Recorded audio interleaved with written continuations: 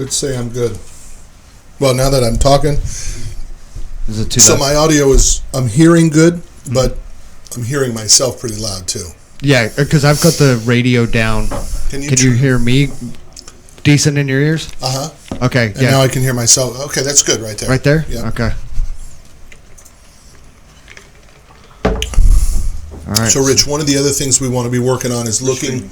Huh? We are streaming right now, so we're live Okay, on good, YouTube. perfect. But So, Rich, one of the things we want to be doing is always just looking for, how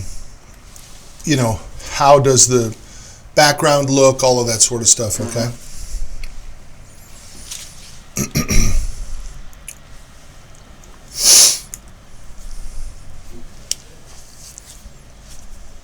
why are you frozen in here? Yeah, so I'm not seeing Grit live on YouTube, or on CFF Nation rather. Is that a cache clear? Yep, because I'm seeing it. Okay, how do I clear that cache? Or is that not so easy to do? Just refresh and see if it comes up. If you want to hit shift and hit the refresh, then it'll... Or what about, oh, there it is. What about just F5? Yeah.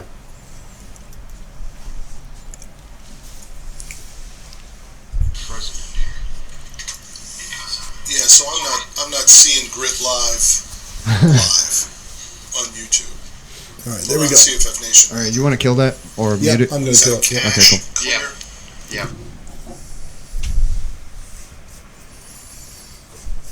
Okay, so when will we start to record audio, Wade, for the for this to go on CFF Nation? Right now? Yeah, it's recording through YouTube. Okay. And it's going through that. So. Okay, so we're good. Yeah.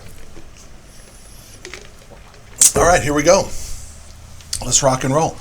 So for those of you who are going to watch this replay, welcome to the Grit Radio Show. We're coming to you from our studios in Dallas, Texas, just like we do every Thursday, 10 a.m. Central Standard Time. Today we're talking about what's going on in the sales world. Where have all the good sales guys gone? I mean, I got two stories. Really, I have multiple stories I could tell you, but I'm going to use two stories today that will exemplify my point of what the heck is going on. Where did the good sales guys go? Because I'm sick and tired of dealing with these amateur sales guys. I want players. That's what we're talking about. So if you meet with salespeople, if you are a salesperson, if you want to be a salesperson, if you're a struggling salesperson and you want to go to the next level, today's episode is going to help you get there. We're going live. Here we go.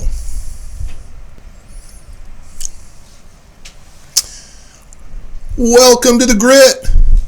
The truth about your small business. We're back like we come to you every Thursday, 10 a.m. Central Standard Time. My name is Matt Manero, and I bring this show to you to help you get your business out of the pain side of your business and get you into the pleasure side of your business. I know what I'm talking about. I've been in business 20 plus years. I lived probably the first 10 of those 20 in the pain side. The probably years 10 through 15, I would say that I was in the sacrifice side, and the last 5 years I have been in the pleasure side. And I want to get your business to the pleasure side too. As always, I want you to follow us on Twitter. You can follow me at Matt Manero. You can watch this show live on my network, cffnation.com/Grit Live. And I got my man Wade Marshall in the studio. As always, Wade, how are you? I am well, sir. Very, very well. Good. So you can follow Wade at Wade M. WAIDEM. Wade M. That's me. Where have all the sales guys gone? I want to know, where have all of the good sales guys gone? Because I am surrounded by amateurs. And I'm a sales guy to the bone. I love the craft of selling. Now, I look at selling like an artist looks as becoming a successful artist, or a musician becomes a successful musician. That idea that people are born salespeople is complete hogwash to me. I do not believe people are born salespeople, nor do I believe that people are born leaders. I believe that it is an art form that is worked on and is crafted. And I am sick and tired of being around people who are not putting in the effort to be a professional salesperson. I'm going to give you a perfect example that happened to me last week in New York City. Now, I got a lot of stuff going on. I'm working stuff to get my businesses to the next level. We do 100 million plus. I'm going to do some moves. I'm going to make some moves to get these businesses into the 250 million range. And to tell you the truth, I'd really like to get them into the $500 million range. And I know it sounds massive and huge, and I don't know whether we can do it, but that's really the direction I'm going, because I'm never satisfied with where we are. I want to go to the next level. So I'm in New York. Last week, I'm meeting with these production guys, these media guys. We got book deals going. We have a reality TV show in the works. We've got a number of different, we're trying to do some stuff with Fox News and CNN and CNBC, all this sort of stuff that gets my business looked at as the small business, particularly in the transportation space, the small business expert of transportation. So we go to these meetings, and I'm absolutely appalled at the salesmanship of the guys that I'm with. The first meeting we go to, we're sitting in the guy's office. No one's dressed. I'm the only guy in a suit. Everyone else is in like jeans and Vans shoes and like maybe a sport jacket, maybe not. Welcome to New York. Maybe so. Look, I mean, that's a whole piece of the puzzle that we're going to get into here on the show, because I'm an old school sales guy and I'm in Texas, but a lot of the stuff that I'm seeing would never fly. So we're in the first meeting, and the production company that we're talking to is telling us what spaces, what genres they like to work in. And then the guy says, but listen, I'm wide open to looking at other genres. And the guys that I'm with say to him, yeah, because you're a whore. Whoa, hold on a minute. What? Did somebody just call somebody a whore in a sales meeting? Did I just hear that? I'm saying to myself. Did you actually just call this guy a whore? And did you just get called a whore and you didn't say anything back? Yeah, that's exactly what happened in the meeting. Now look, I'm in Dallas, Texas. I've been here for over 20 years. If you call one of my customers, which would be a trucker, he's probably wearing cowboy boots. We work with good credit customers, so it's probably, no joke, lizard skin, alligator. I mean, they're pretty fancy boots. He's wearing a pair of jeans that are going to be creased down the middle. He's probably going to have a big belt buckle on. He's going to have a highly pressed Wrangler shirt on, and he may or may not be wearing a cowboy hat. If he's really one of my successful customers, he's going to have a gold Rolex on his wrist as well, maybe even a presidential with a diamond bezel. That is the achievement of a real trucker who's made it. You call that guy a whore in a sales meeting, and that guy will come around from his desk and beat your butt. So maybe that stuff works in New York City, but I'm telling you, you call one of my customers in Dallas, Texas a whore, and you just open up for a fist fight. But it gets worse. The guy I'm with starts taking cell phone calls right in the middle of the pitch. He's taking cell phone calls. He's not saying, excuse me, guys, this is a really important call I got to take. He's literally just picking up the phone and saying, hello, right while we're all talking. He didn't do it once, he did it twice. So we're in the production meeting, and the guy says to me, you know, Matt, we really don't like the idea you just pitched. But we like you as a personality. Would you be interested in doing reality TV shows for us? And I said to the guy, look, I have no interest in doing reality TV shows that don't benefit my core channel of distribution, my equipment finance business. If it doesn't benefit that business, I have absolutely no interest in being involved with reality TV. Now, why do I know that?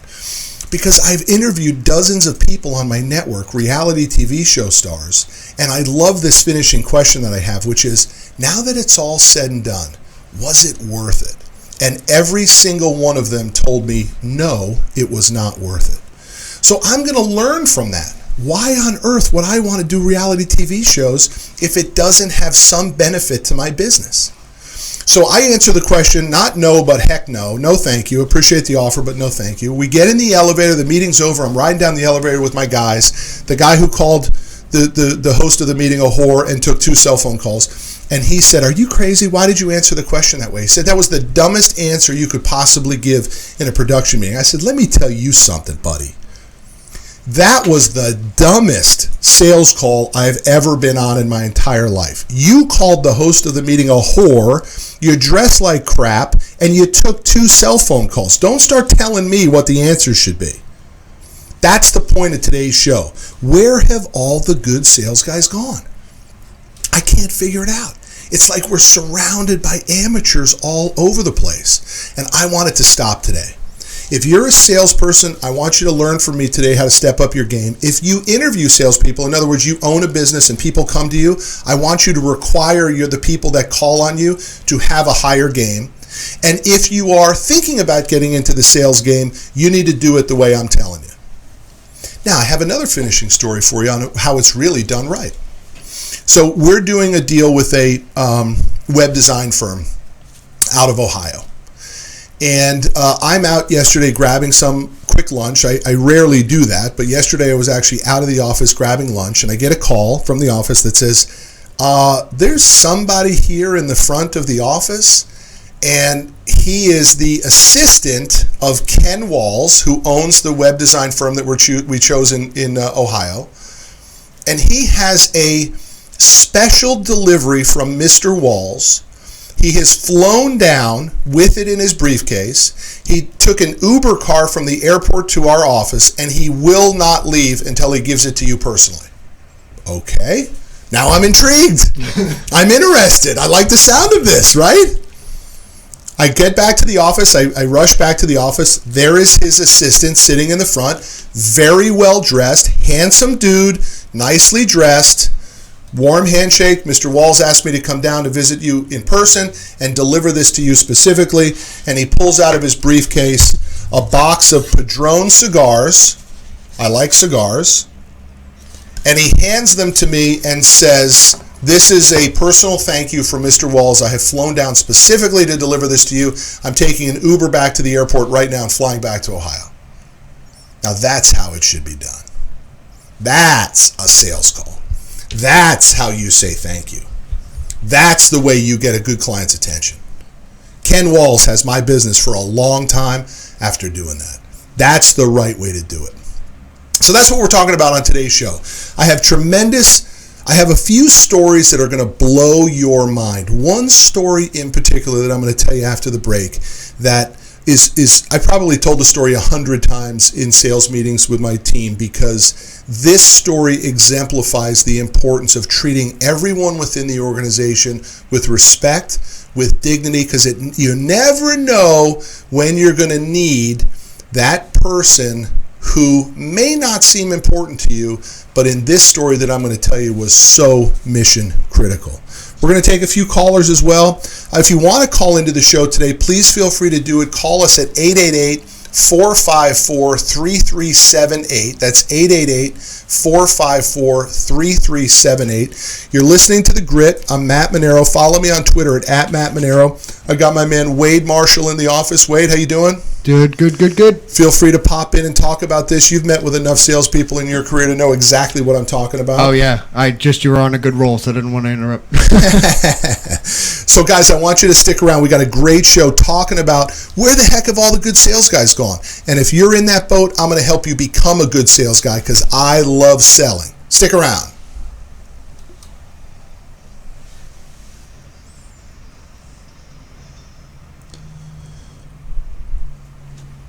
There we go. Okay, we're clear. Did it get hot in here? No, I'm comfortable. Yeah. Now, it's because there's three of us in here now.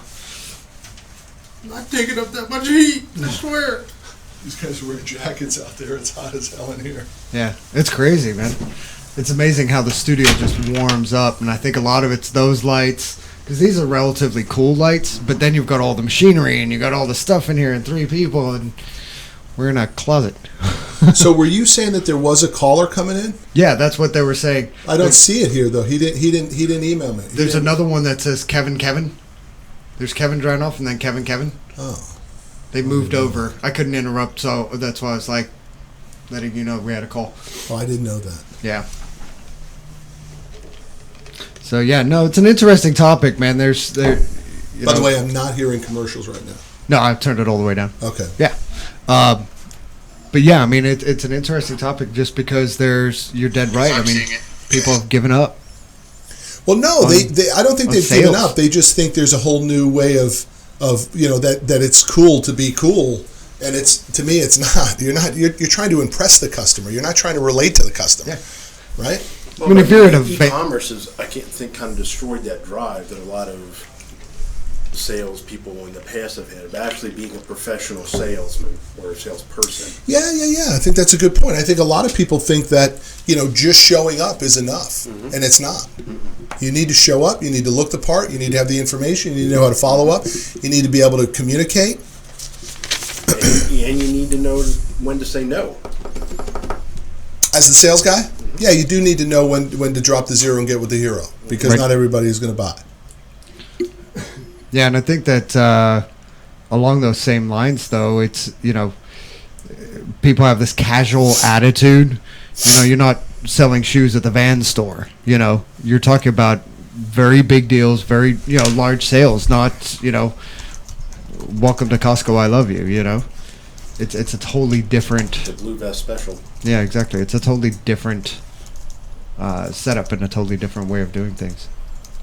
The customers, though, also don't require it like they used to. I mean, look, everybody shops at Walmart or Target, and we expect no service whatsoever at all. But when you do get service nowadays, for somebody who has not had service, it makes that much more of an impact. So if you look at, you go back 10, 15, 20 years where you had service was given here, it was expected. It's not expected. You can give that same level of service, and it feels like it's up here. Of course. Absolutely. You bet. Absolutely.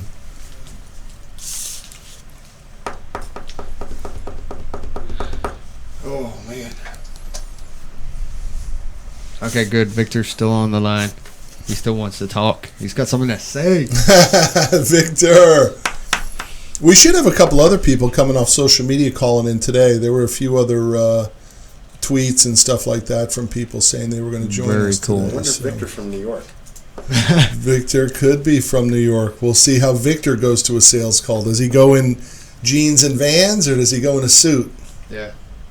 I mean, there was a long time ago, I was in my early 20s, one of my first jobs here in the States, but it was door-to-door sales selling Pizza Hut coupons. For $20, you get $55 worth of coupons for Pizza Hut, right? Uh-huh. And you knock on the door and you do the whole spiel, and then you try to sell the door. Well, most times, but we had to wear suits. Going door to door is suits, and I thought that for what we were selling and what we were doing, it didn't match well. I'm not trying to sell something that somebody's going to spend a lot of money. Giving $20 to a guy in a suit for Pizza Hut coupons just seemed so outrageous. So it was a different ball game, and I think that... I wonder what management's theory on that was. Did they tell you what their theory on that was? Dress for success. Here we go. We're coming up. Yeah, like when I worked at the electrical.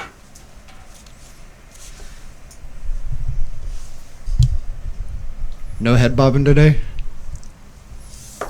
Welcome back. Segment 2 of The Grit starts right now. I'm Matt Manero. I come to you every Thursday, 10 a.m. Central Standard Time. I'm talking about where the heck have all the good salespeople gone.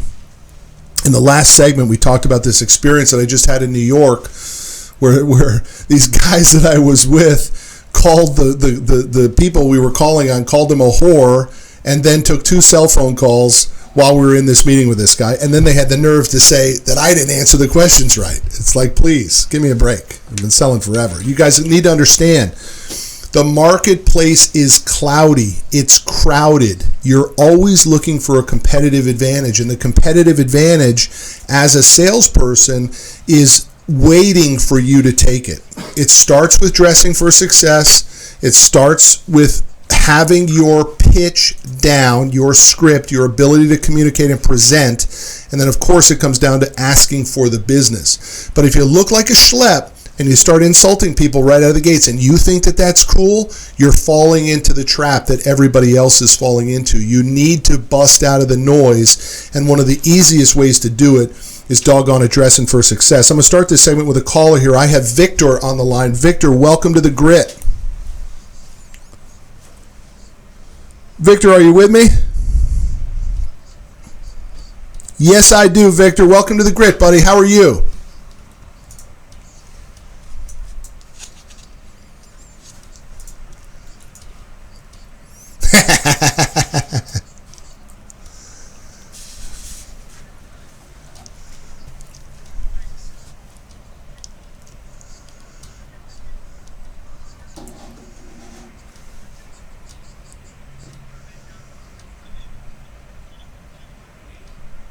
Hey, listen, you're right, man. You don't have to.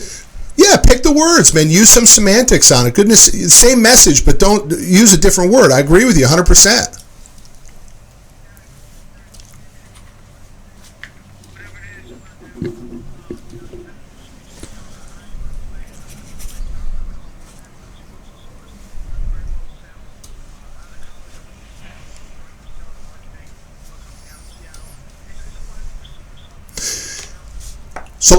So Victor, let me ask you this. Coming from New York, I mean, is that just the way it plays out in New York? Is everybody wearing Vans and jeans to sales calls, regardless of the level of importance of the sales call? I mean, is everybody going super cash?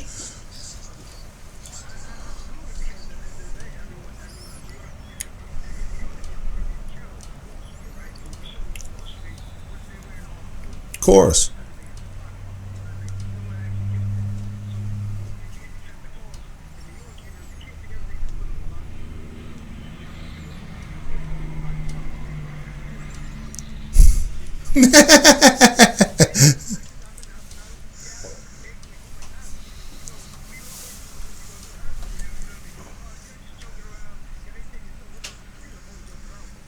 Yeah, man.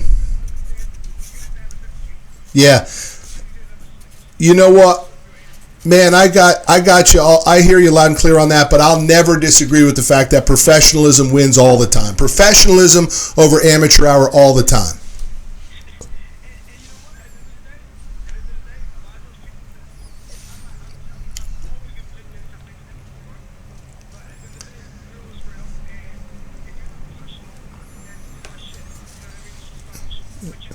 All right. I got you. Victor, I appreciate the call. Good luck with the book sales, man. Fly safe. Take care. Bye. So there you have it. Victor from New York talking about his opinion. His opinion is in New York, you got to be able to have some thick skin and you got to take it. I would disagree with Victor 100% on that. I don't care whether you're in New York or you're in China or you're in Seattle, you're in Dallas, Texas. Bring your A game.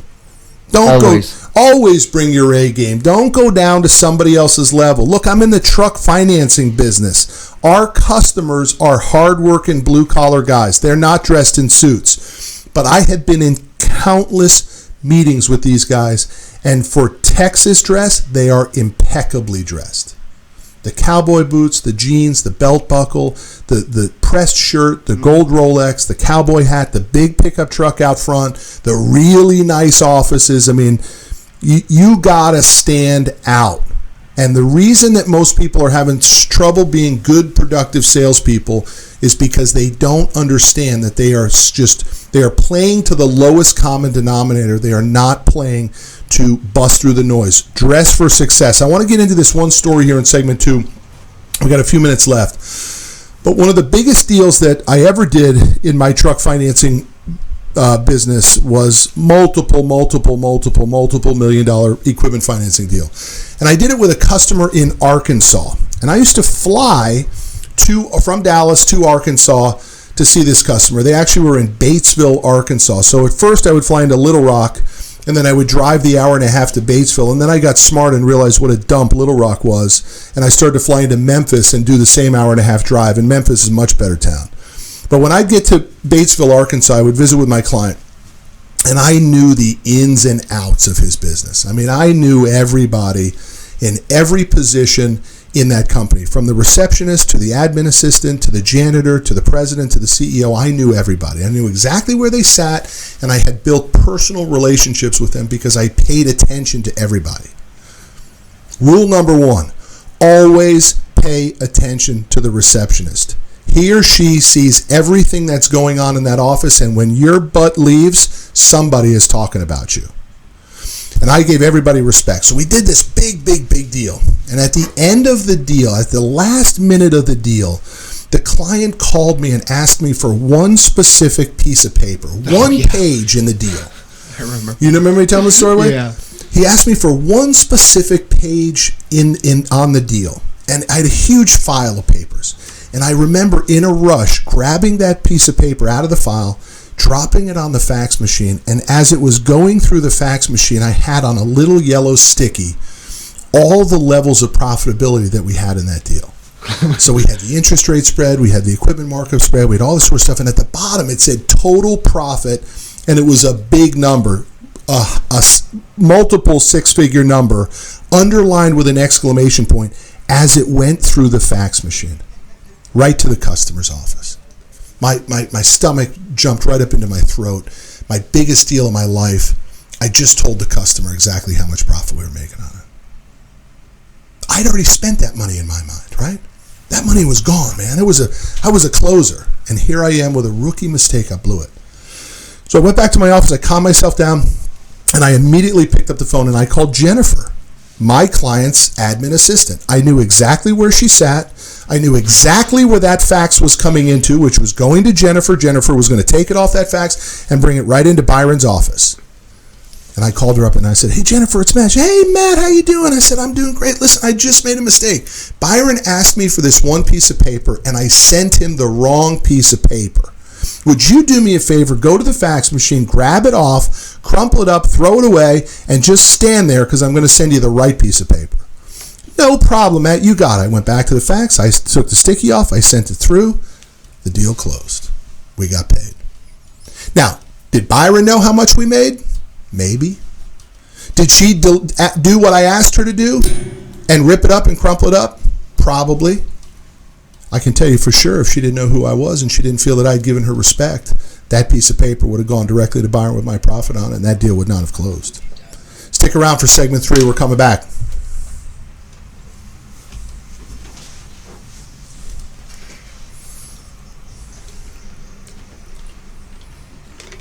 That's a true story, guys. That's how it played out, man. Yeah, that was. I could only imagine the sense of the tension inside of you and just that like gut wrenching feeling. Dude, that's a lot of money today.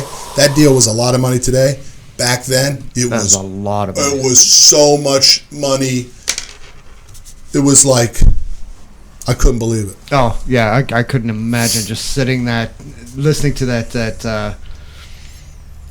That gut feeling that it's hard to explain. It's kind of like you're at the tip of the roller coaster and it just tips down.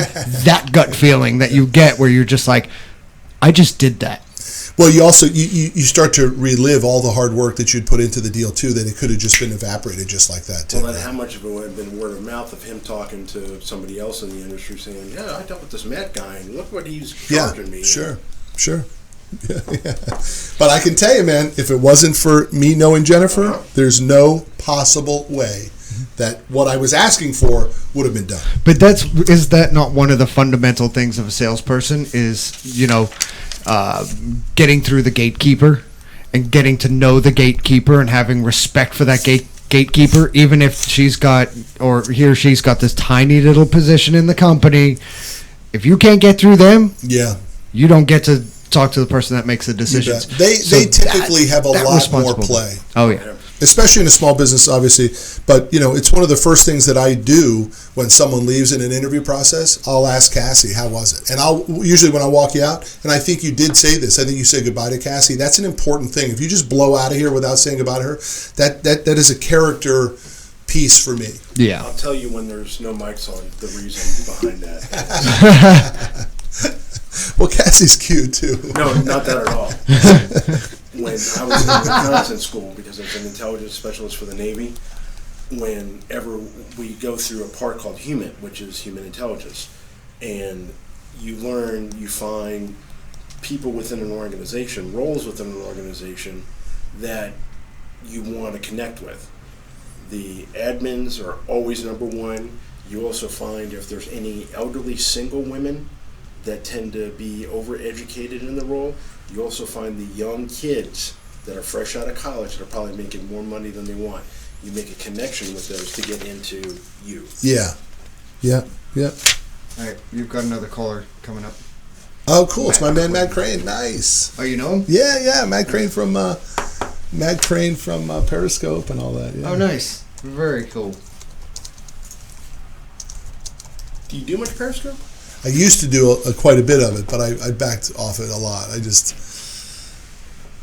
because it was the same 6 people that got on every single time. Well, no, I mean, our viewership would go, we would Periscope our scrum every morning. Oh, yeah, that did really well. That started to grow, but I just didn't know where it was coming from or where it was going, and I certainly didn't see it. I mean, I'm not kidding about if it doesn't benefit the core channel of distribution, I don't want to do it. And so I just sort of felt like we just weren't getting enough off of that, you know. Yeah, because I don't think the audience that you want is going to be utilizing Periscope. The more so they're going to be using YouTube. But I did meet some cool people. You know, I met Ken Walls, the guy with these. Okay. I did meet some really nice people off of it. This guy Matt Crane, Mandy Arthur, a bunch of other people that I met that I consider very nice people. Sherry Amay, you know, all the really lovely people. But I just didn't know how it benefits the core channel distribution, and that's, you know, Cardone told me that when I was down there. His stances, all the videos, the books, the articles, the network, the radio. Don't do any of it if it doesn't benefit your core channel distribution. And I think in 16, we need to really drill down on that. You know what I mean? And everything we do needs to be connected to how does it impact finance and help our customers run better businesses, right? So that's why we're going to do more road grit episodes and really sort of target transportation on that stuff. The radio show for transportation.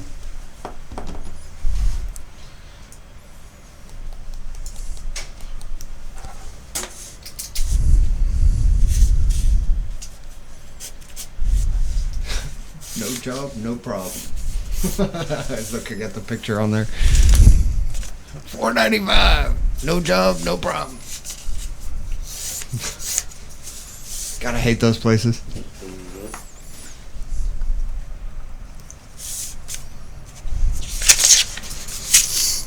Isn't that the dad from Matilda or something that was a used car sales guy? Yeah, it was Danny DeVito in that movie, yeah. All right, here we go.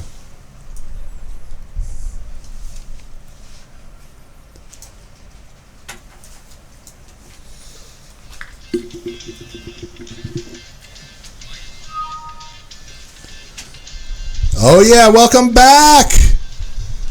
We got segment 3 of The Grit here. I'm Matt Manero. Follow me on Twitter at Matt Manero. We are talking real life stories of sales guys and where the heck has the etiquette amongst the sales world gone?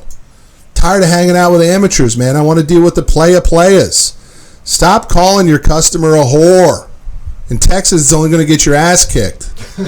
All right, that's the way it plays out. I don't believe we had Victor, the last caller on the last segment, said, "Well, it's a New York thing, man." I don't believe that. I believe professionalism wins. I don't care if it's in the Deep South or it's in New York City. Professionalism always wins. I'm going to start with a caller. I've got Matt Crane on the board. Matt Crane, welcome aboard. Come on, man. I love having you, Matt. You're my man. What's up? How you been?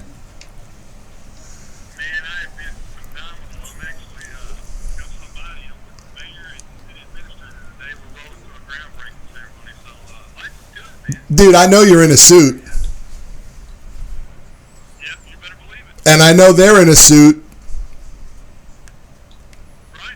Come on, man. That's the deal. You're not going to go to a place. You're not going to go with a mayor in jeans and a pair of Vans, are you, buddy? I mean, what's going on, Matt? You're a sales guy. You're a great sales guy. I've seen you all over Periscope. I know everything that you're doing. I mean, what is your opinion on my topic today?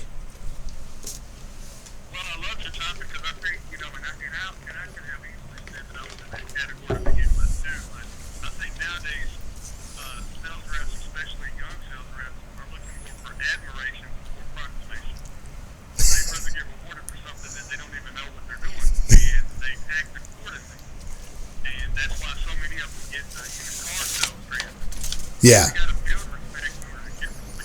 You got it, man. You got to show up with a slice of humble pie. You're not trying to compete with your customer and dress as the customer dresses like we were all taught in the old days. You need to dress like a pro, dress as best as you can afford, and show up and do the best possible job. It doesn't matter what the other guy's wearing. And what I see, Matt, is these guys just over and over and over lately, everybody's dressing down, everybody's making the sales call more casual and more personal, and I just don't believe that that's working for most people. It'll work for some guys, but unless you got the street cred, if you don't have it going into the meeting, I like to say, if you ain't signing the front of the check, you need to eat humble pie. That's the way it plays out. If you sign the back of the check, you better come in there and know who's the boss in that meeting. Yeah, well, so many, Matt, and you and I have had numerous conversations about this, but so many people today forget that the salesman was built before www.anything came about. So you can't rest on your laurels anymore and just act like you can put on a nice presentation online and expect to get somewhere. That's it, man. That's it. But, so when you step out in the real world, like for instance, our mayor could be the mayor, right? But I'm with him today and I'm speaking for him, but he was at a meeting about a completely different project in a completely different part of the community before we went to this groundbreaking ceremony, on top of all the other duties that he has, and that's why we call them pros. Yeah. Because you got pros do the unnecessary to drive necessary business. That's it, man. Matt, I know you're making a name for yourself, man. I'm proud of you. I love what you're doing. It's all this hard work that you're putting in is starting to work for you, and it only means that you're laying the ground for the future, buddy. So I appreciate your call. I appreciate everything you're doing. I can't wait till we talk again, man. Thanks for jumping in. Hey, you got it. And for all those that are listening, if you have not gotten a copy of my man, Flip the Grid, the only thing you need to millions, make that happen right now. You're a good guy, Matt Crane. Thanks, man. Take care. Bye, buddy. Bye. Hey, that's Matt Crane. Follow him, Matt Crane 10X on Twitter. Great guy. Really a guy who's making a name for himself, who's really pushing hard enough to change the situation for himself and his family. I love that guy. I just love the fact that he beat you to the sales pitch. The push of the book. Yeah. Well, I'll drop it in. It's on Amazon now, too, and it's also at mattmanero.com. It's the best $20 you'll ever spend. I'll give you a money-back guarantee. You buy my book, and you don't get $20 worth of value on it. You send it back to me, I'll send you $20. And when you send it back, I better see that crease is right. open. What's it called? The backbone? Spine. The spine. Yeah. That spine better be opened, all right? Don't just ask for the $20. Do a little bit of work on it, all right? I think that's still now, that has just become my favorite caller yet. Just because they beat you to the punch, and I think that's awesome. Matt Crane's good at promotion. I like what he's doing. So we're talking about the sales guys world here, and I'm going to talk to you guys. I got 5 specific tips that I want to give to you as from a salesperson standpoint that's going to help you be a better salesperson, that's going to help you move to the next level. Here's what we got. Number 1, show up. Come on, man. Show up on time. Don't be late. Be early. Be 10 minutes early and don't apologize for being early. One thing I do, I will never, ever apologize for being early on a sales call. That's an immediate show of lack of character, lack of self-esteem. The first thing out of your mouth is with an apology for you doing something wrong, you're off to a bad start. Yeah. Show up early, sit down, and make time for the receptionist.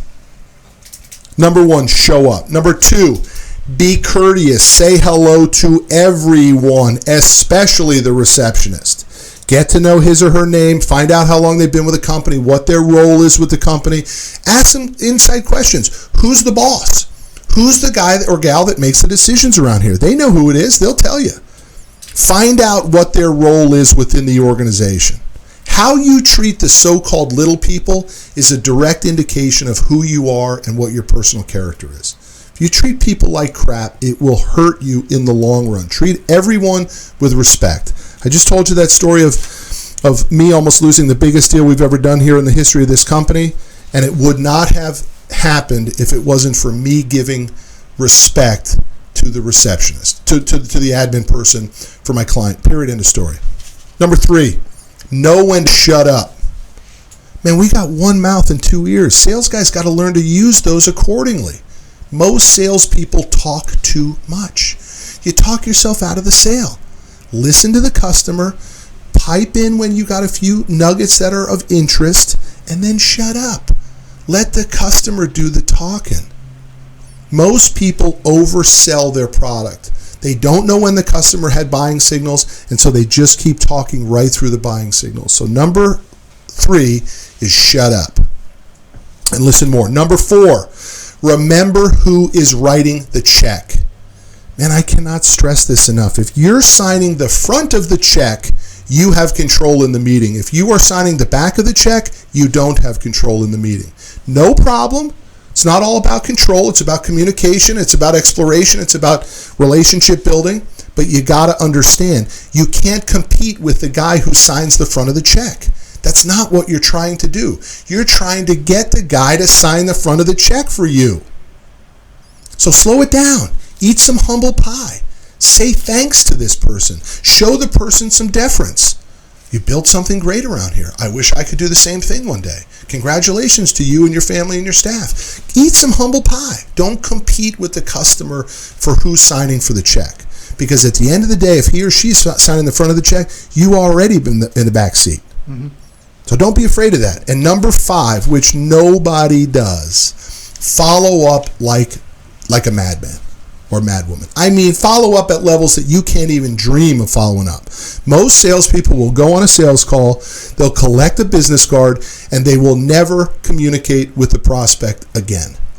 How will they communicate? Maybe they'll send an email a week later that says, hey, I was just doing a little follow-up with you guys. That is so over and done with. If you're prospecting and following up like that, it's so old school. You need to collect the digits at the meeting. What do I mean by the digits? I don't even care about a business card anymore. I'm going to whip out my smartphone and I'm going to say, give me your cell phone number right now, Mr. Prospect. He's going to give me his cell phone number, and as I leave the office, I'm going to send him a text that says, it was great meeting with you. When you're in the text, you are much closer to the customer. If you are not texting your customers because you have their cell phone number, you are out of the loop. Email is not inside the loop. Texting is inside the loop. A prospect's personal cell phone is very personal to them. If you can get that from them, you are on the inside, and you need to bang text probably 5 or 6 or 7 times more than you need to bang email. Okay? I want you to follow up like mad.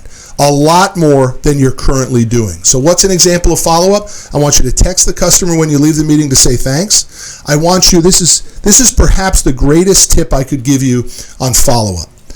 After your sales call, the following morning, you must call the prospect and say to them this: I thought the meeting went well. What did you think? And that is when you're going to get your real information on whether or not they like the meeting. Yeah. No one's going to tell it to your face in the sales call. No one's going to tell you the truth while you're in front of them. But the next morning, they will feel free to tell you exactly how the call went. Stick around for segment 4. You're listening to The Grit.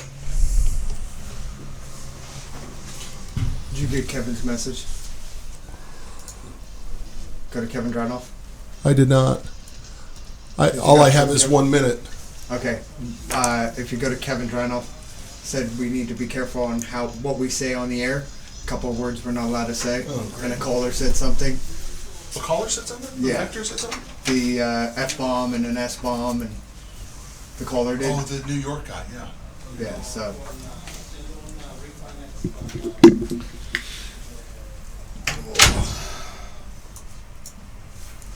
Man. Matt just stepped out for a quick second, so what you're looking at is an empty studio.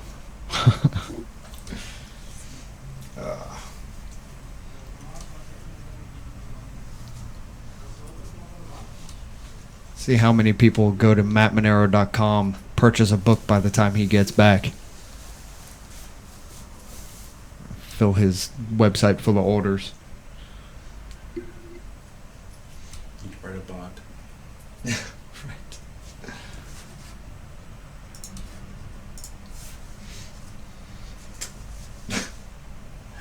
Always fun.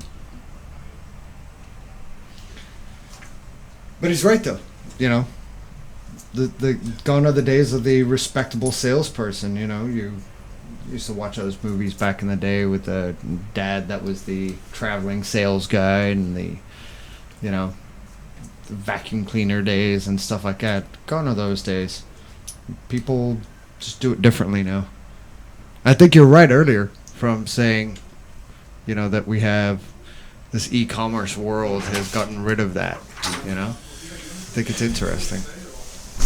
So I just threw a little competition out there while you were gone. I said, see how many people go to mattmanero.com and order a book by the time you get back. So, I mean, what am I supposed to do about the caller saying those swear words? I mean, what am I supposed to do about that? Oh, I have no idea.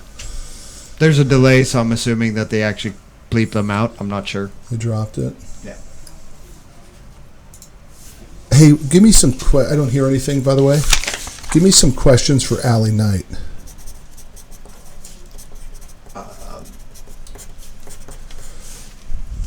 Well, I'm wearing the shirt she gave me.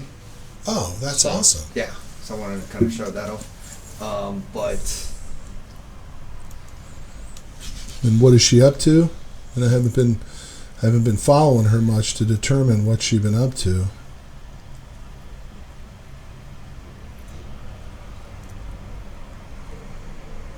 give her a chance with the fact we got to see her at GATS and how cool it was to see her, and it was awesome getting a big giant hug from her and that that kind of stuff. Mhm. And let her kind of what were you doing at GATS? What was your favorite part of GATS? And just kind of talk about a little bit of that and see where the segue is. Oh, she's talking about this booth and the t-shirts. Well, tell me more about the t-shirts. Let her guide that and see how far down that path we can go with it. But I don't know if she's doing anything other than driving right now. I haven't seen anything.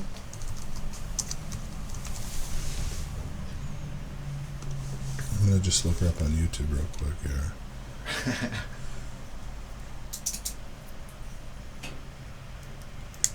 So we're on at 11 with her?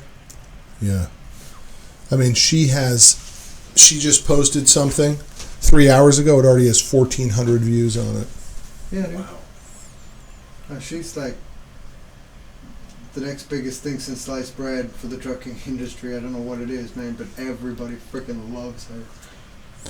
This thing is She's a asking cool chick, me. don't get me wrong. Huh? This thing is asking me for to plug in here my laptop. Do we have a? Not in here.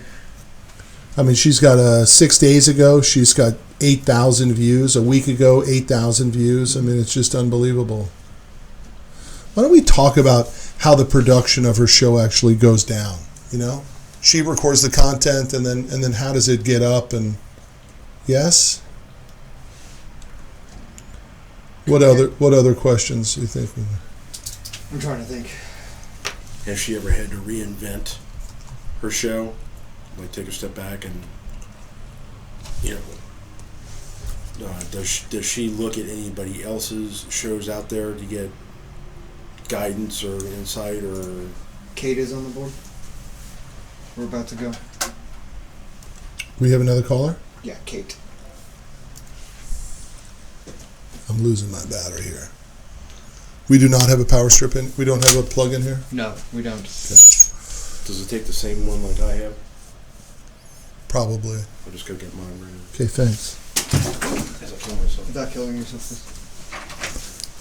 Okay, here we go. Kate?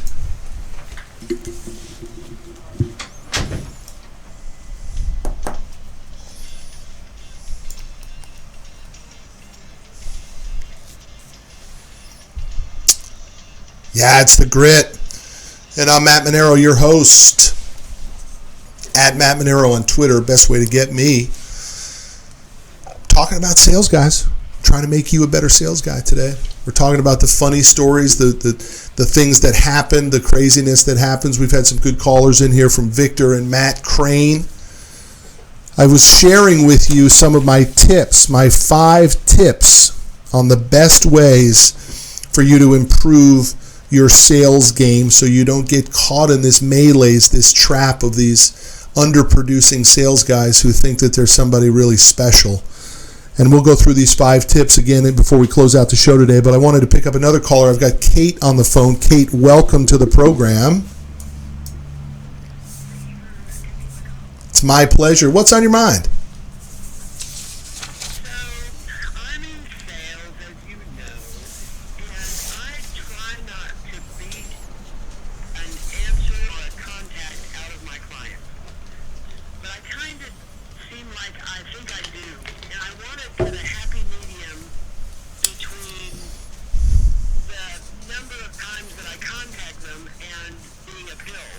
Yeah. So I understand that, most sales aren't made on the first 3 calls, and they're made in later calls. So what advice can you give me so I'm not badgering my clients? You bet. I mean, look, it's the same process when you're trying to get a date. It really is. You're trying to every time you call someone, whether you're trying to ask the person out on a date, you need to deliver new information. So and I get these calls just like everybody else does, which, hey, I'm just following up on our last conversation. No, dude, I wasn't interested in your last conversation. That's why I'm not returning your phone call. Deliver me new information. So, Kate, every time you're following up, you need to be dropping bombs on that customer, such as, hey, I just read a great article and it made me think of you. And then in your qualifying process, you need to be grabbing those little nuggets. So what sports teams do they like? How many children do they have? Are they married or divorced? Where did they grow up? So you can be leveraging that information in your follow-up phone calls. So like if I know a guy's a Cowboy fan, I'm going to send him a Dallas Cowboy hat. Unsolicited, I'm going to send him a Dallas Cowboy hat. If I know that his daughter goes to Texas Tech, I'm going to send something from Texas Tech. If they like cigars, I'm going to send cigars. I'm going to do something that keeps me on the inside of their interest rather than me thinking that they're going to be interested in what I have to say. They're not. I'm not interested in what you have to say, Kate. I'm interested in what you have to say that benefits me. So without question, your follow-up has to be related to their circle of interest, not your circle of interest. You got to become a person of interest in their world. So give me an example of one of your follow-up calls, Kate. So you met with a prospect. How do you follow up? Tell me your window. Wow. Okay. There's a pretty good assortment. Let me think of one in particular. Well, when are you going to call them back? So you met with them today. When are you going to call them back? In your mind, when is the right call back? Well, so for instance, with a car dealer that I'm dealing with, we were supposed to speak this week, and he gave me a message that said, crazy busy and can't look to you till the middle of December. And so my only reply was, great, I'll look forward to speaking with you. I'll contact you the second week of December. And he wrote back, thank you. Right.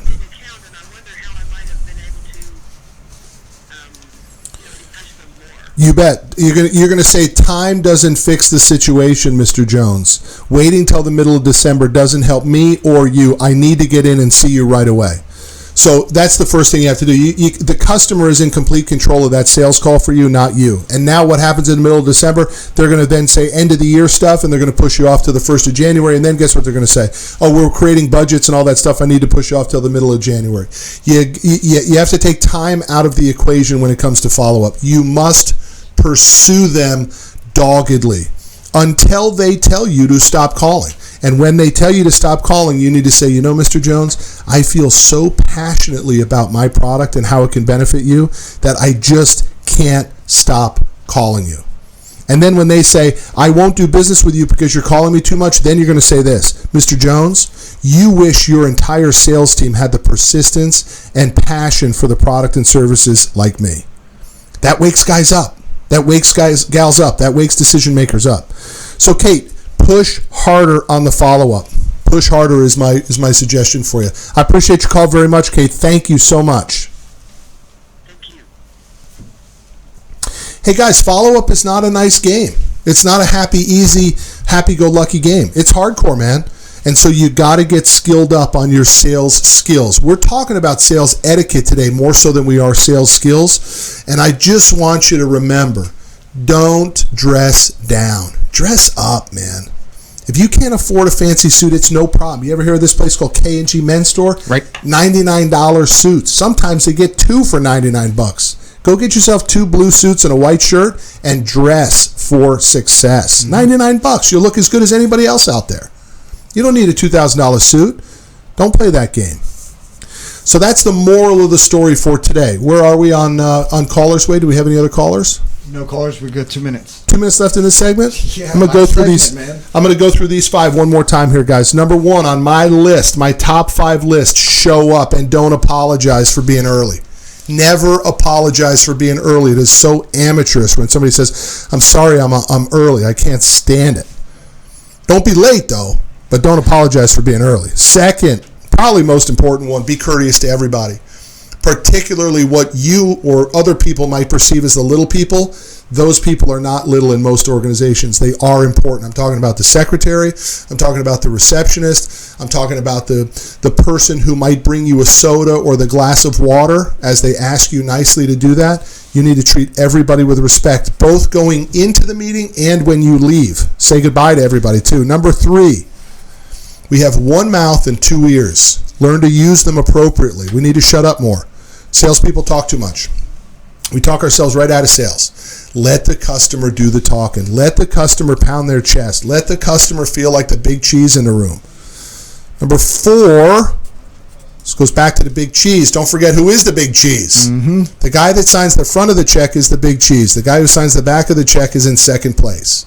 That's just the way it plays out. So give deference, give respect, be humble to the person who's signing the front of the check. And number 5, follow up like a maniac. My best tip here on this, number 1, get the digits of the cell number from the prospect right away. Immediately send them a text when you're leaving the meeting to say thanks, it was great to visit with you. And then once you're in the inside of the texting world, I want you to call that customer the day after your sales call and say this: I thought the call went well. What did you think? And they at that moment will tell you how the call went. I wasn't interested. I didn't think it went well. We missed here. We were successful here. But you need that feedback. Don't wait a week. That's the moral of the story, folks. Get sales etiquette back into your sales game. I want you guys to all be successful. If you're business owners, learn to sell. I appreciate you being with me. I'm Matt Manero. You listen to The Grit. Follow me on Twitter at Matt Manero. Peace out. Deuces.